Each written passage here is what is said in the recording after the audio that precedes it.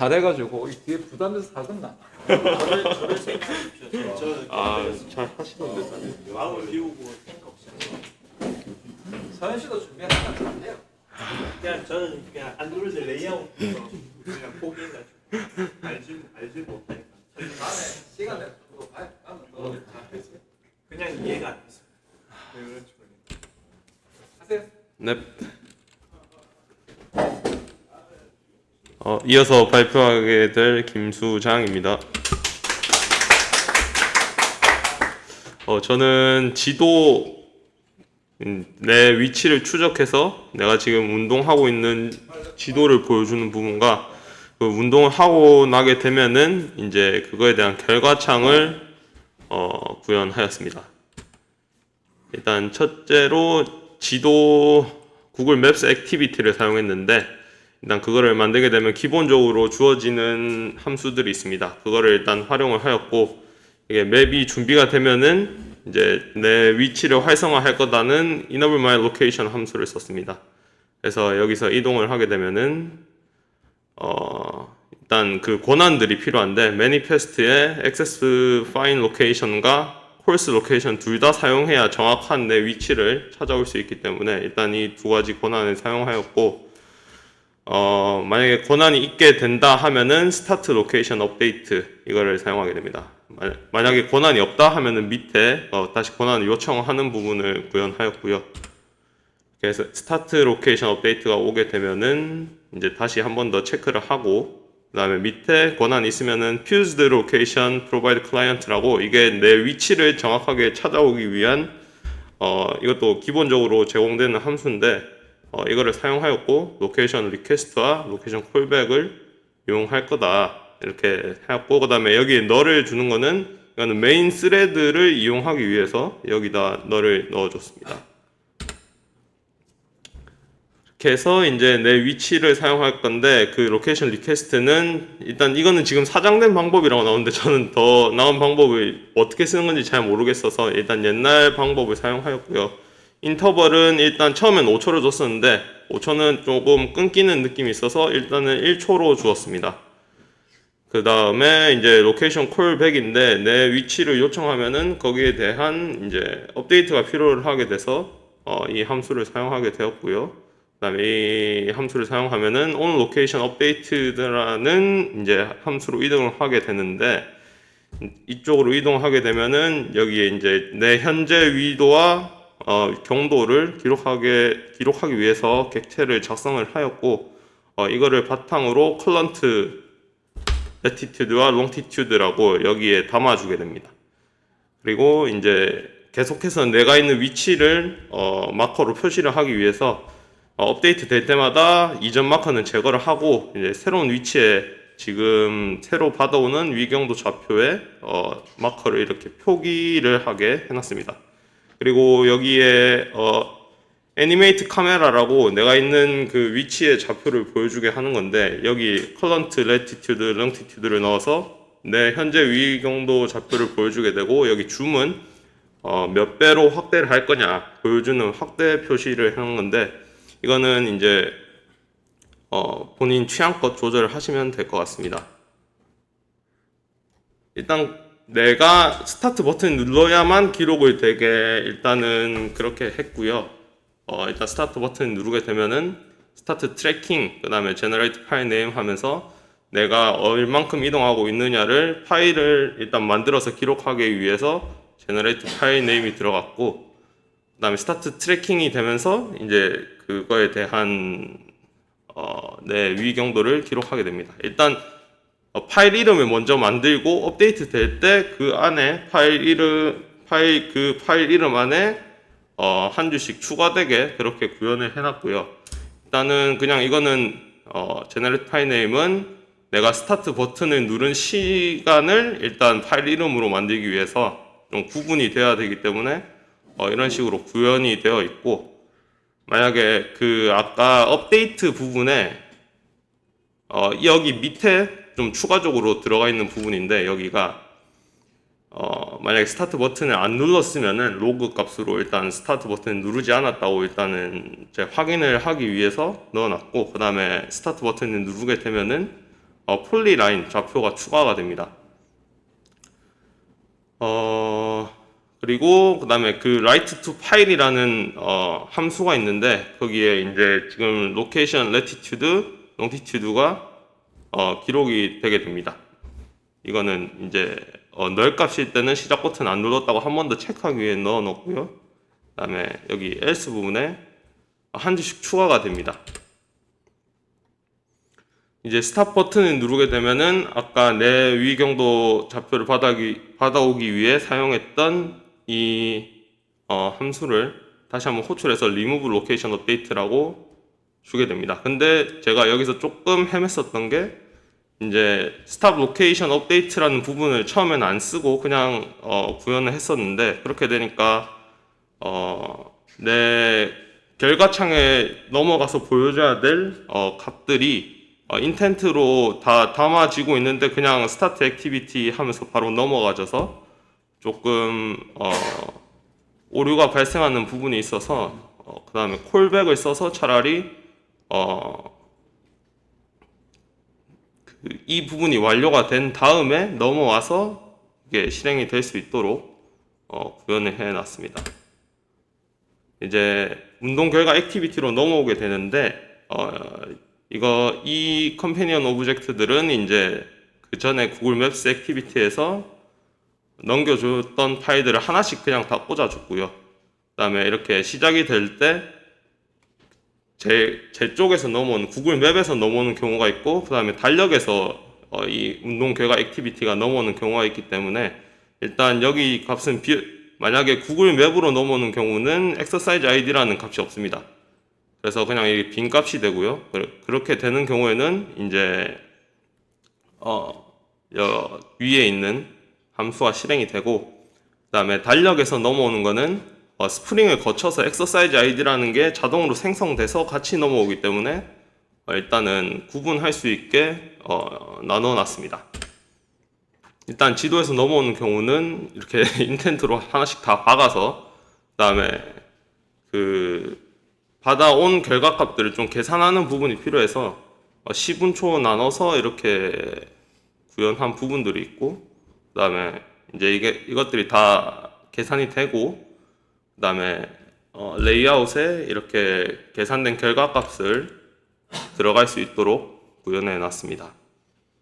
그리고 이제 내가 운동한 기록들을 스프링을 통해서 워크벤치로 쏴줘야 되는데 저는 그것들을 이 부분은 일단 그 부분은 아니고 그 파일도 같이 넘어오게 됩니다. 파일 이름이. 그러면은 파일이 만약에 존재하게 된다면은 그 경로는 일단 기본 경로로 잡아줬고 파일 이름도 같이 넘어오니까 그 파일 이름 안에 있는 내용들을 하나씩 꺼내서 파일 한 줄 한 줄씩 꺼내서 계속 확인합니다. 그래서 그 한 줄 한 줄씩을 두 파트로 나눠서 관리가 되거든요. 그래서 그게 이제 나눠진 부분이 위도 경도 부분인 것을 알 수가 있고 그 서브스트링 애프터라고 여기 땡땡 표시 이거 이후 거를 추출을 하는 거거든요. 그래서 그 부분을 추출해서 라티튜드와 롱티튜드 내가 지금 운동했던 기록들을 이렇게 한 줄씩 구현이 됩니다. 그래서 그것들을 폴리라인 좌표를 리스트에 추가를 하고 그 다음에 이제 그거를 이제 꺼내는 거죠. 하나씩. 일단 처음에 위경도 첫 번째 줄을 좌표로 카메라가 이렇게 고정이 되게 하고 그 다음에 마지막 위경도 좌표가 끝나는 지점 거기 이제 스탑 버튼을 누른 지점이겠죠. 이제 그 부분에 다시 마커를 추가하는 기능이 구현을 하였습니다. 그리고 이제 레트로핏을 이용해서 내가 운동했던 결과값들을 넘겨줘야 되는데 저는 이거를 함수 안에 넣어서 아까 처음에 그 함수 안에 넣어서 구현을 하였고요.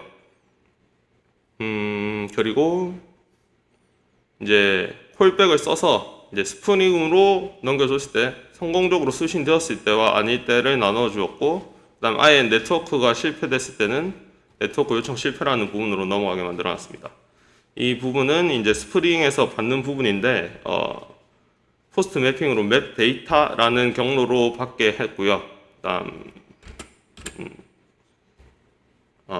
일단 그 exercise DTO라는 그 데이터 모델 안에 담아서 일단 보내주게 되고, 거기에서 DTO라는 거에 넘어오는 거를 이제 받아오면은 여기 안에 데이터 클래스 이 부분을 넘겨주게 되는 거죠. 조금 잘못 들어가긴 했는데 이 부분이 넘어가게 됩니다. 그 전에 여기서 넘겨줄 때 여기에 담아서 넘겨주게 됩니다. 그래서 exercise DTO라는 부분이 넘어오게 되면은 이제 그 스프링 내에 있는 또 exercise DTO 안에 그 내용이 들어가게 되고, 여기서 이제 exercise 서비스의 인서트를 사용해서 그거를 이제 워크벤치로 넣어주게 되는 거죠.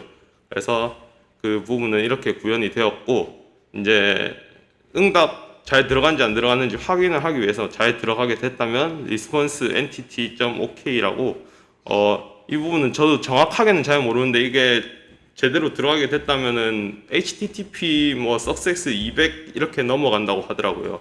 그래서 제대로 응답이 됐다라고 넘어가게 되면은 여기서 이제 정상적으로 받았다 하면은 이제 제가 로그 값으로 일단 확인하기 위해서 서버에서 응답이 성공했고, 리스폰스 데이터는 그 response.body 그 이렇게 위에서 exercise DTO로 넘겨줬기 때문에 다시 여기 부분에 exercise 이렇게 서브 응답 성공 exercise DTO 이렇게 보여주게 되고, 그 운동한 결과는 이제 워크벤치에서 확인을 하게 되면은 잘 들어가게 된 것을 확인할 수 있습니다. 일단 제가 이슈가 됐던 거는 퍼미션 관련해서 일단 좀 문제가 많이 됐었었는데, 안드로이드 버전에 따라서 좀 허용 그 퍼미션 관련 구문이 바뀌는 경우가 있어서 좀 그거에 대해서 좀 많이 혼란을 겪었었는데, 예전 자료가 좀 많다 보니까 그 부분을 좀 활용하겠다 하면은 좀 문제가 되는 부분이 많았었는데, 그런 부분들은 일단 구글링을 통해서 해결을 했고요.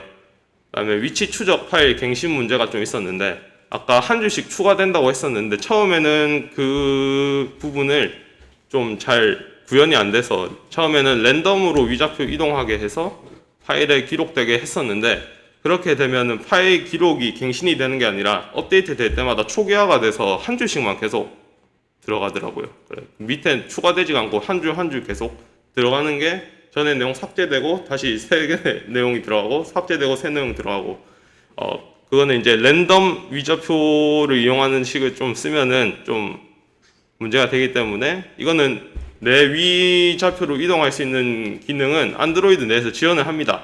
그래서 그 에뮬레이터를 보시면은 나중에 점 3개가 세로 방향으로 되어 있는 부분이 있거든요. 그거 누르시면은 이동을 할 수 있습니다. 그리고 인텐트 충돌 문제가 있었는데 나중에 다른 조원분들과 다 작업을 하고 합병을 할 때 조금 그 생각하시는 부분들이 다 달라가지고 좀 형식 일치하지 않아서 발생하는 문제가 있었는데, 이런 부분들은 나중에 합치면서 그 문제되는 부분을 함께 확인하고 좀 획일화로 해결을 하였습니다. 그 다음에 메인 부분에 카메라 사진하고 촬영한 파일을 파이어베이스의 스토리지에 연동을 하려고 했는데, 이 부분은 좀 제가 아직 이 부분도 마찬가지로 퍼미션 관련해서 조금 시간이 많이 걸렸었고요. 그 다음에 넘겨줄 때 파이어베이스에 또 새로운 리얼타임 RD 쪽에 새로 생겨버려서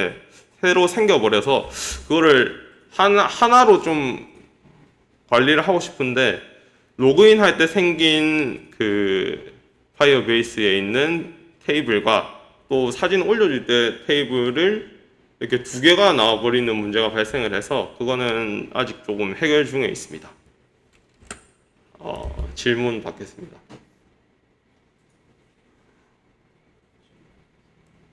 없어요?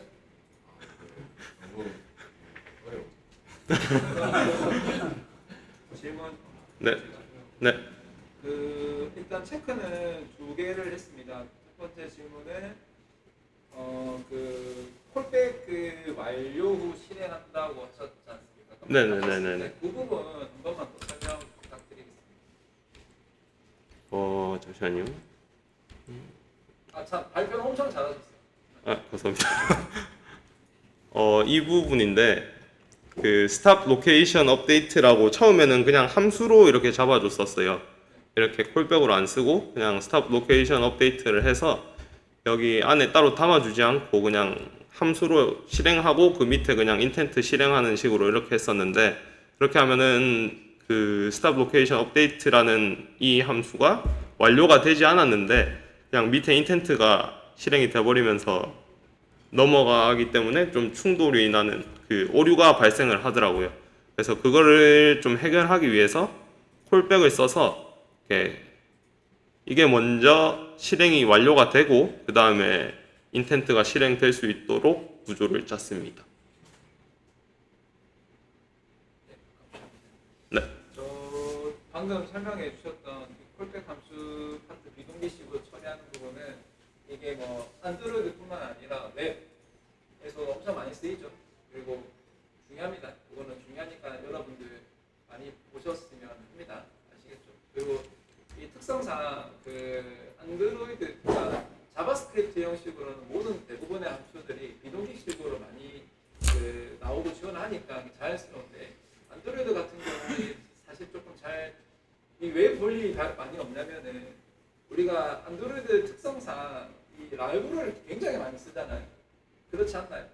맞습니다. 보통 많이 쓰다 보니까 이게 약간 습관이 좀 잘못되어져 있는데, 이 라이브러리 안에 포르튼이나 이런 스레드나 이런 게 다 들어가 있어. 구현. 그러니까 따로 우리가 구현을 안 하다 보니까 이게 약간 좀 안 익숙해서 그렇거든요. 근데 그게 또 장점일 수도 있어요. 그게 장점일 수도 있으니까. 어쨌든 저거 한번 설명을 좀 부탁을 드리고 잘해서 부탁을 드린 겁니다. 네, 감사합니다. 그리고 두 번째는 그 저장소에 아까 텍스트 파일 이름으로 네네네. 저장을 하셨지 않습니까? 네, 맞습니다. 그러면 내부 저장소에 파일이란 디렉터리 밑에다 저장을 하고 그 내용을 그대로 DB라고 지금 그 태그에다 저장을 하고 있는 거죠. 그 내용은 저장이 되는 게 아니고 네. 그 이름만 꺼내 오면은 거기에 있는 거를 가져와서 이제 다시 보여줄 수 있게 내용만, 그 이름만 일단 저장을 하고 그 내용은 어차피 내부 저장소에 있기 때문에 그거를 이용할 수 있는 형식으로 조금 구현해 놨습니다. 그러니까 내부 저장소 경로만 DB에다가 저장했다는 얘기네요. 경로랑 이름이랑 같이 저장해서 이제 네, 그렇습니다. 그래서 그거를 이제 질문 드린 게 나중에 구현하실 때 네. 그거 갑자기 에뮬레이터 익스플로러에 들어가서 네네네. 그거 파일 텍스트 한번 열어서 한번 위경 한번 보여주세요. 아, 네, 알겠습니다. 아니, 구현할 때 보여주세요. 네. 전 질문 끝. 없으면 다음 가자. 그리고 맵핑 넣어서 이렇게 해주세요. 자, 국보다 맵핑. 팀원 누구예요? 뭐 바인딩을 하든 맵핑을 하든 넣는다라고 하든 뭐. 제가 바인딩으로 다 써놨습니다. 그 뒤에 쏙쏙 꽂히긴 하는데. 네, 다음 이어서 발표할 2조의 남성호입니다. 네, 저는 미리 말씀드리고 싶은 게 어떤 샘플 소스를 가지고 와가지고 조금 그거를 벤치마킹을 하려고 했다가 실패를 해서 어떻게 하다 보니까 이제 뷰가 그 하나만 이렇게 작업을 할 수 있는 시간밖에 안 남아가지고 좀 기초에 입각한 설명을 좀 드릴 수 있도록 그렇게 준비를 했습니다. 그래서 제 발표는 리사이클러 뷰하고 레트로핏으로 그 네트워크 받아서 그 캘린더에 있는 그 데이 피커 기능, 그러니까 날짜를 그 셋온 클릭 리스너를 가지고 이렇게 구현하는 방식 한 가지 보여드릴 거고, 그다음에 이제 그 레스트 컨트롤러에서 매개 변수 받는 거에 대해서 조금 정리를 했고요. 그다음 세 번째가 마지막으로 그 GitHub에서 저희가 어떻게 형상 관리를 했는지 멀지하는 거에 대해서 간단히 정리를 좀 해봤습니다. 그래서 세 가지 가지고 이제 설명을 좀 드리도록 하겠습니다. 네. 네, 첫 번째가 지금 기능에 대한 부분은 크게 없어서 그냥 쭉 바로 코드로 넘어가도록 하겠습니다. 리사이클러 뷰는 일단 요 우측에 보시면은 요 구성 요소가 이렇게 크게 네 가지로 구성이 됩니다. 이제 첫 번째로 뷰 홀더가 있고 어댑터, 레이아웃 매니저, 아이템 데코레이션을 가지고 이렇게 구성이 되는데, 네 번째에 있는 아이템 데코레이션 같은 경우는 옵션 사항입니다. 항목을 꾸밀 때 사용하는 거고요. 첫 번째 이제 초기 준비를 위해서 그 뷰 홀더하고 액티비티의 XML을 작성해 줍니다. 뷰 홀더는 이 그 데이터를 가져와서 직접적으로 그 뷰 위젯들을 다 모아놓은 집합체고요. 그 안에 이런 그 각각의 뷰들의 어떤 아이디를 가지고 나중에 바인딩을 해줄 겁니다. 그리고 액티비티에서는 그 제트팩에서 제공되는 리사이클러 뷰 위젯을 위젯을 이렇게 사용해 주면은 여기에서 알아서 기본 리니어 형태로 해서 저희가 이제 보면은 뷰에 이렇게 위치돼서 레이아웃 파일에서 바로 볼 수 있도록 제공이 되어집니다. 그래서 이제 XML 파일 두 개를 작성을 하고 나면은 기본적인 거는 끝이 났고요. 그 설정 이제 그 만드는 거를 살펴볼 건데요. 이제 첫 번째가 뷰 홀더를 만드는 겁니다. 이제 뷰 홀더는 여기에 지금 빨간색으로 이렇게 쳐놓은 부분이 이제 제가 구현을 해야 되는 코드 구현을 해야 되는 부분들이고 나머지 부분들은 기본적으로 그냥 그 제공되는 것들이라고 보시면 되는데 일단 my 뷰 홀더를 클래스를 만듭니다. 그래서 이제 바인딩으로 그 제가 만든 그 아이템 뷰 그 XML을 바인딩 해주고요. 그리고 리사이클러 뷰의 뷰 홀더를 상속 받아가지고 요 클래스를 구현하면 됩니다.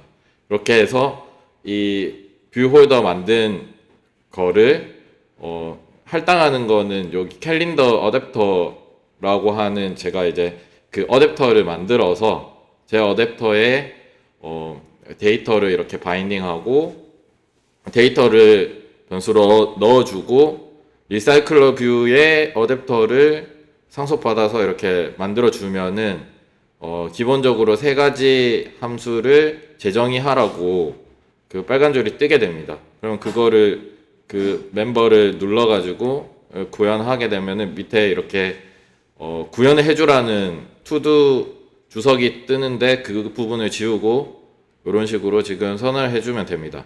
첫 번째가 onCreate 뷰 홀더를 해서 이제 뷰 홀더를 그 생성하는 부분이고요. 각각의 이제 데이터들을 뷰 홀더에 하나씩 이렇게 리스트 형태로 지금 들어오는 거니까 여기에서 보면 이제 워크 모델 하나가 이 뷰 홀더 하나가 생성돼서 거기에 이제 데이터들을 바인딩 할 거거든요. 그래서 이제 뷰 홀더를 이렇게 만들어주는 그 함수고요. 그 다음에 get item count라고 하는 함수는 이 데이터라고 하는 변수를 넣어준 변수에 대한 사이즈를 이제 그 개수 이제 얼마만큼 반복해서 리사이클러 뷰에 그 뷰 홀더를 만들 거냐에 대한 부분들을 이렇게 정의를 해주는 함수고요. 그 다음에 세 번째가 on binding 뷰 홀더라고 해서 여기에서 각각의 워크라는 모델 여기에서 이제 되어 있는 워크 모델을 하나씩 꺼내서 거기에 있는 것들을 뷰 홀더에 있는 뷰 위젯들과 하나씩 1대1로 매칭시켜주는 그런 역할을 하는 함수입니다. 그래서 이제 사용하는 거는 되게 간단하게 레이아웃 매니저를 요거는 이제 메인 액티비티에서 하는 건데 제가 보여주고자 하는 리사이클러 뷰를 이제 정의했던 그 액티비티에서 사용을 하시면 됩니다. 바인딩에서 그 리사이클러 뷰에다가 레이아웃 매니저를 레이아웃 매니저를 이렇게 생성하는 거를 할당을 해주게 되면은 그 계층 위에서부터 이렇게 선형적으로 보여주는 거고, 그다음에 요 레이아웃 매니저 같은 경우는 뷰 홀더에 화면을 배치하는 역할을 해주는 겁니다. 근데 요게 저희는 기본적으로 수업 시간에는 그 리니어 레이아웃 형태로 한 거만 이제 했었는데 지금 저희 조에 보면은 OOC 같은 경우가 그리드 레이아웃으로 이제 그 표 형태로 이제 그냥 쭉 아래로 이렇게 내려오는 게 아니고 두 개씩 뭐 세 개씩 이렇게 되는 형태로도 뿌려질 수가 있습니다. 그리고 각각의 그 카드 뷰, 그러니까 뷰 홀더의 길이가 달라질 경우에는 이게 막 아래로 이렇게 조절이 되는 것들에 대해서 이제 또 그런 옵션을 줄 수 있는 게 요런 그리드 레이아웃인데 요런 것들도 이제 그 할 수 있는 그 세 가지 옵션이 있더라고요. 예, 그런 것들을 조금 알아보게 되었고요. 그리고 마지막으로 이제 데이터를 요 제가 이제 만든 어댑터에다가 이렇게 넣어주는 게 이제 데이터를 저는 리사이클러 뷰에서 그 레트로핏에서 받아온 데이터를 이렇게 그 캘린더 어댑터에 매개 변수로 해서 이렇게 넣어주게 되면은 요 그 정상적으로 어댑터가 리사이클러 뷰 어댑터가 그 작동하는 그런 형태로 사용을 할 수가 있습니다. 이게 리사이클러 뷰에 대한 설명이었고요. 레트로핏 같은 경우는 이렇게 레트로핏 일단 설정하는 부분부터 먼저 말씀드리면은 레트로핏 그 마이 어플리케이션이라고 하는 어플리케이션을 만들어서 이것도 좀 설정하는 데 있어서 조금 빠진 부분이 있는데 매니페스트 파일에서 이제 설정하는 부분들이 조금 빠졌습니다. 나중에 조금 더 추가를 할 수 있다면 추가를 좀 하겠고요. 우선적으로 그 마이 어플리케이션 안에서 구현돼야 되는 것들이 우선적으로 첫 번째는 레트로핏 객체를 그 빌더하는 거고, 이게 뭐 빌더 패턴 자체가 굉장히 다양한 곳에서 많이 나오더라고요. 그래서 보면은 레트로핏의 빌더를 호출해서 레트로핏 객체를 만들고요. 거기에 베이스 URL을 이런 식으로 이제 그 작성해가지고 그 넣어주게 되면은 그 베이스 URL이 기본적으로 설정이 되게 되어 있습니다. 그리고 그 아까 전에 오씨한테 질문했던 거라서 요거는 간단히 넘어가겠습니다. 이게 네트워크로 데이터를 받고 하는 과정에서 그 데이터들이 객체 형태로 이렇게 바로 갈 수가 없으니까 직렬화를 해야 되거든요. 그래서 이제 JSON이나 XML 타입으로 변환을 시켜줘야 되는데, 그런 것들을 역할을 해주는 게 그 JSON 컨버터 팩토리라고 하는 지금 JSON이라는 라이브러리를 써가지고 하는 부분이고요.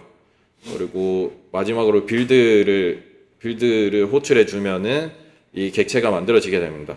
근데 요 객체가 이제 만들어지고 나서 요거를 그 객체만 만들어진 거고, 요거를 실제 메모리에 할당하는 것이 여기 밑에 init이라고 해서 여기에서 요 그 레트로핏 객체를 할당을 해주고 있습니다. 크리에이트로 해서 크리에이트로 이렇게 하면은 이제 할당이 되고요. 그리고 또 한 가지 더가 이제 서비스 인터페이스를 만들어야 되는데, 이거는 요 지금 베이스 URL 이후에 저희가 동적으로 이제 요청하고자 하는 그 주소가 있지 않습니까? 그 주소에 대한 것들을 제가 어떤 함수를 이렇게 함수를 정의를 해가지고 여기에서 바뀌는 부분은 저는 이제 쿼리로 처리를 했는데, 쿼리 방식이라든지 이거는 제가 좀 정리가 안 됐습니다. 나중에 좀 더 보충을 할 수 있으면 보충을 하도록 하겠습니다. 쿼리 형태로 일단 날리는 거로 해서 이 콜 객체를 만들어 가지고 이 콜 객체를 가지고 그 데이터 동신을 사용할 것입니다. 그래서 이제 여기에 레트로핏 사용하는 부분인데, 아까 말씀드렸다시피 저는 캘린더를 이용해서 요 아래 이렇게 보이는 데이터들을 그 리사이클러 뷰 형태로 해서 보여주고자 하기 위해서 보면은 여기에 클릭 리스너를 통해서 캘린더에서 그 연, 월, 일을 받아서 이거를 지금 연, 월, 일 인트 형태로 받는데 저희 DB에는 또 스트링 형태로 그 요거를 다 합쳐야 되더라고요. 그래서 이제 그런 부분들을 스트링 포맷을 바꾼 형태고요. 그래서 GPT를 조금 이용해서 이런 함수를 구현을 했습니다. 네, 그래서 이 인터페이스에 있는 요 상단에 조금 빠진 부분이 있는데 요 지금 콜 객체를 여기에 선언을 해가지고 여기에 인터페이스를 제가 커스텀 워크 API라고 하는 인터페이스가 아니구나. 죄송합니다. 이 레트로피 객체를 커스텀 워크 API라고 하는 거로 제가 그 선언을 먼저 했었고요. 그 부분이 지금 조금 빠져 있습니다. 그래서 그 레트로피 객체의 서치 데이터라고 하는 인터페이스에 있는 함수를 이렇게 붙여가지고 지금 이제 네트워크 요청할 수 있는 URL을 이렇게 만들어서 요거를 요 레트로피 객체의 인큐 함수를 호출을 해서 이제 데이터 통신을 사용하는 그런 형태로 구현이 되어 있습니다. 그래서 인큐 함수를 호출하면 네트워크 통신이 이루어지고요. 거기에서 이제 여기에서 이제 설정하는 게 on 레스판스 함수 안에서 이제 받았을 때 그거를 값을 어떻게 처리할 건가에 대한 부분을 지금 뭐 로그를 하나 찍었고 그 이후에 지금 요 아까 레트로핏에서 이제 그 레트로핏 어댑터에다가 요 데이터를 전달하는 부분이 여기에 들어가게 되어 있습니다. 그래서 이제 구현을 했고 이게 펠루 함수에 걸려서 그러니까 이게 데이터가 안 넘어왔을 경우에 펠루로 가는데 그냥 이게 아무것도 밑에 구현을 안 해놓으니까 스로블로 해서 그냥 그 실패를 했는데 뭐가 아무것도 안 뜨는 거예요. 그래서 이제 요 로그도 펠루 함수에 로그도 찍어서 왜 이게 안 들어왔는가에 대한 부분도 나중에 알게 된 그런 부분도 있었습니다. 그래서 했고 다음으로 이제 넘어가도록 하겠습니다. 두 번째는 이제 레스트 컨트롤러에 있어서 매개 변수를 넘기는 방법에 있어서는 크게 네 가지 정도로 이제 분류를 하고 싶은데요. 첫 번째가 URL 마지막에 여기 변수를 그냥 바로 이렇게 받아가지고 이거는 이제 URL 경로 안에서 패스를 변수로 받겠다라는 어노테이션이고요. 이거는 이제 컨트롤러의 매개 변수에서 선언할 때 요 어노테이션을 사용해 주시면은 직접적으로 이 id라고 하는 변수를 받을 수가 있습니다. 그리고 두 번째 방식이 지금 제가 아까 쿼리 방식으로 요청을 했는데 그게 이제 URL 이후에 물음표를 해서 거기에 이제 키 밸류로 해서 요청을 하는 거고요. 이제 id는 1, 2, 3이라고 하는 것을 이제 요청을 했을 때 이 id를 리퀘스트 파람으로 받으라고 하는 또 똑같이 매개 변수에 어노테이션을 달아주시면 됩니다. 이렇게 해서 리퀘스트 파람에 id라고 넣어주시게 되면은 그 뒤에 이제 id 스트링으로 받든지 그 뒤에는 이제 변수를 처리해 주시면 됩니다. 그러면 이 값을 1, 2, 3이라고 하는 값을 거기에 할당을 해주게 됩니다. 그리고 요거는 이제 리퀘스트 바디로 요청했을 때는 뭐 바디라고 하는 이건 URL 경로니까요. 이거는 신경을 안 쓰셔도 됩니다. 이렇게 바디로 오는 거에 대해서는 리퀘스트 바디 어노테이션을 통해서 바디에 포함되어 있는 뭐 객체라든지 뭐 다양한 값들을 한꺼번에 받을 수 있는 거고요. 그리고 객체 타입으로 리턴을 하고 싶을 때는 그러니까 이거는 이제 여기는 지금 들어오는 거에 대해서 제가 조금 설명을 했던 거고, 요 밑에 아래쪽에 보면은 제가 레스트 컨트롤러를 이용해서 그 메소드의 이제 결과 반환 값으로 객체를 리턴을 하고 싶었을 때 이제 그 사실 다 오브젝트입니다. 오브젝트인데 그 오브젝트를 넘기는 방식이 제가 리스트 형태로 넘기는 방식도 있었고 키 밸류로 해서 넘기는 거로 했을 때는 이 맵을 이용하면은 여러 개의 객체도 그 한꺼번에 넘길 수가 있어서 그 키 값을 이용해서 여러 가지 객체를 한꺼번에 핸들링 할 수 있는 장점이 있을 것 같다라는 생각이 들었습니다. 그래서 이렇게 정리를 해봤습니다. 그리고 저희 이제 마지막 꼭지고 GitHub에 그 형상 관리를 해서 저희 잘 보이실지 모르겠는데 이런 식으로 지금 브랜치를 나눠서 작업을 했었고요.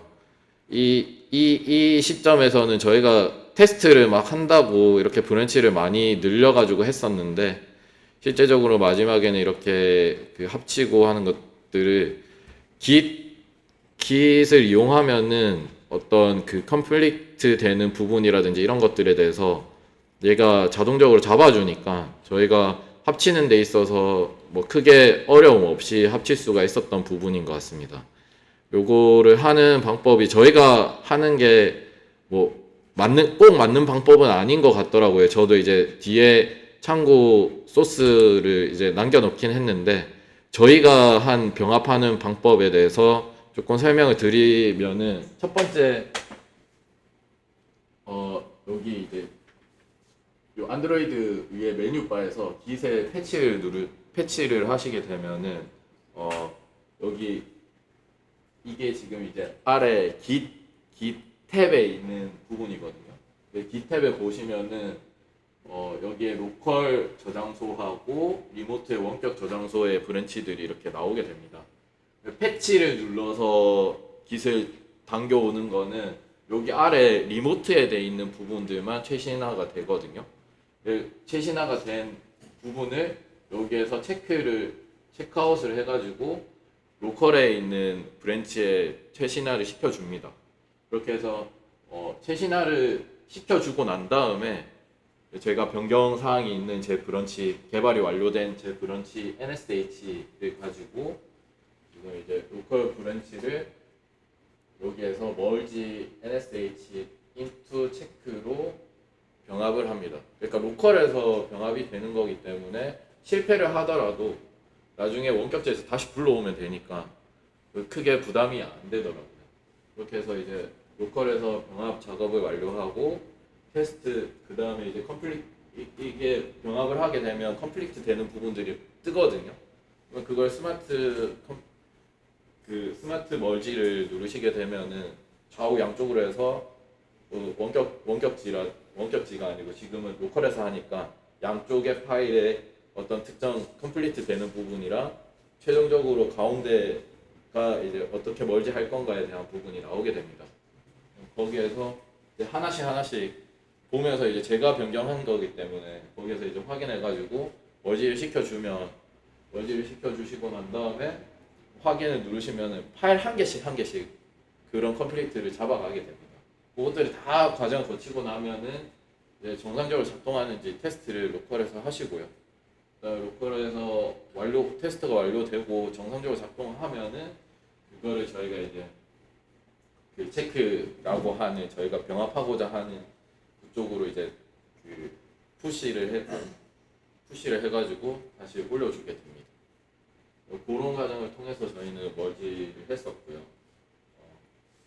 그 마지막으로 이제 뭐 다 하고 나면 이거는 기본적으로 하는 거기 때문에 그게 뭐 GitHub에 가서 제대로 올라가는지 확인하시면 되는 거고, 이 가장 중요했던 게 여러 명이서 같이 작업을 하다 보니까 그 제가 푸시를 하기 전에 어떤 특정 변경이 원격지에 일어난 상황이 있었을 때가 이제 문제가 되더라고요. 그럴 경우에는 지금 요 커밋된 푸시가 안 먹게 됩니다. 그런 경우에 있어서는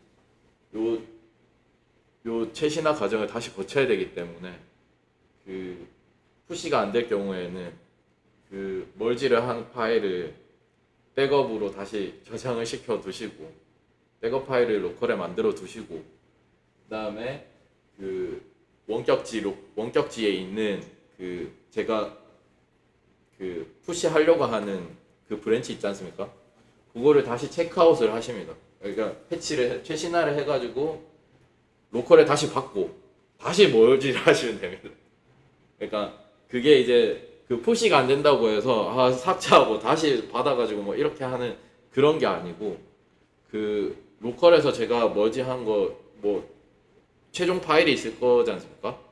그거 자체를 다시 깃에 있는 그 제가 올리고자 하는 브랜치를 최신화를 해가지고 받으신 다음에 다시 멀지를 하시면 됩니다. 그렇게 해서 올리면 되니까 그게 이제 뭐 깨지거나 이제 파일이 오류 났다고 해서 그거를 이제 포기하거나 그런 게 아니고 다시 하시면 됩니다. 멀지를. 그래서 그런 방식으로 저희는 조금 처리를 했고 실제적으로 하면서 느꼈던 거는 마지막에 저희가 이게 브랜치들이 그냥 굉장히 많이 산재해 있거든요. 개발에 있어서 약간 다음번에는 조금 제가 건의를 해서 하려고 하는 거는 특정 태스크들 하나하나 이렇게 꼭지를 잡아가지고 어떤 기능들을 구현을 하고 그 작업이 완료되면은 그 브랜치의 생명주기가 끝난 거로 해서 브랜치는 삭제를 해주는 걸로 그렇게 해서 이제 최종적으로 이제 마스터 브랜치 하나만 보면 이제 전체적인 히스토리들이 이런 식으로 그 여기 앞에 보시면은 이런 식으로 다 보여지기 때문에 그 한 파일 하나의 이제 메인 브랜치를 가지고 거기에서 개발하고 보통은 이것들을 찾아보니까 어떤 이것들도 뭐 그 디벨롭이라든지 뭐 핫픽스 뭐 오류 처리에 대한 거는 핫픽스라든지 뭐 그런 브랜치 명들이 다 규칙들이 있더라고요. 그래서 이제 회사에 가시게 되면은 그런 어떤 특정 조건에 맞는 뭐 브랜치들을 이용해서 이런 병합하는 과정들을 이용해서 프로젝트 관리를 하면 뭐 충분히 배포해 놓은 그 뭐 앱도 충분히 이렇게 다 수정하면서 할 수 있다라는 그런 것들 조금 알 수 있었던 것 같습니다. 그래서 요거에 하루 저희가 썼거든요. 근데 의미 있는 시간이었던 것 같습니다. 네, 이상으로 제 발표를 마치겠습니다. 뭐 이슈에 대한 부분들은 저는 샘플 코드 아까도 말씀드렸다시피 샘플 코드를 분석하는 데 시간이 많이 걸렸었고 그로 인해서 구현하는 데 시간이 없어서 나중에 마지막에 되게 시간이 쫓기다시피 했었거든요. 그래서 기초적인 것만 구현을 해서 뷰만 보여드릴 수 있는 정도밖에 못했는데 샘플 코드에 보면은 그게 이제 저희랑 좀 비슷한 프로젝트라 가지고 쉽게 할 수 있겠다라고 생각을 했는데 만만치 않았습니다. 거기에 이제 구현되어 있는 것들이 뭐 데이터 바인딩이라든지 그러니까 데이터 자체 바인딩하는 것도 XML에서 바인딩을 할 수 있더라고요. 그래서 데이터 바인딩하는 것도 XML로 빼가지고 처리할 수 있다라는 것도 조금 새롭게 느껴졌었고, 그다음에 룸이라고 하는 이제 ORM 기반의 어떤 그 라이브러리라든지 또 거기에서 더 나아가서 라이프 사이클이라고 하는 그 안에 내장되어 있는 뭐 옵저버 패턴을 이용해가지고 막 이렇게 구현을 했더라고요.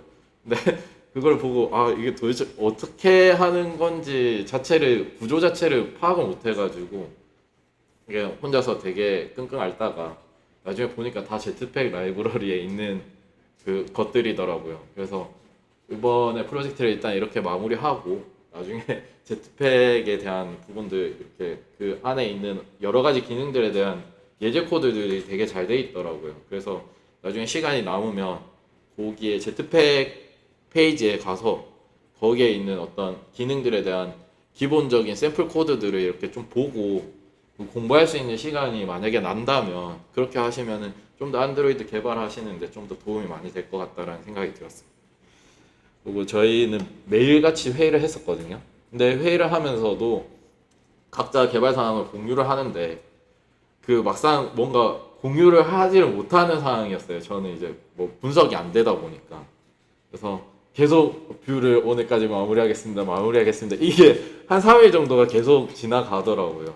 그래서 그런 것들은 빠르게 차라리 안 될 것 같으면 안 된다라는 거를 조금 미리 팀원들한테 공유를 하고 뭐 이런 것들을 좀 더 일찍 했으면 좀 더 좋지 않았을까 이런 생각이 좀 많이 남았었고, 그다음에 아까 수장 씨도 얘기해 주셨다시피 인텐트에서 오류가 났던 것들 같은 경우가 매퍼 그 DB 스키마는 저희가 작성을 했는데 그 DB에 꽂혀지는 그 데이터 타입들 있지 않습니까? 그거에 대한 것들에 대해서 샘플을 안 만들어 놓으니까 해놓고 저는 10분 초로 해가지고 생각을 하고 있었고 수양 씨는 그냥 분 초만 해가지고 이렇게 넘기는 거로 구현이 되다 보니까 나중에 또 합칠 때 오류가 나더라고요. 그래서 꼭 할 때 이제 DB에 샘플을 하나 넣어가지고 그것까지 일치하는지를 꼭 확인해 보고 작업을 하시는 게 좋겠다라는 생각이 들었습니다.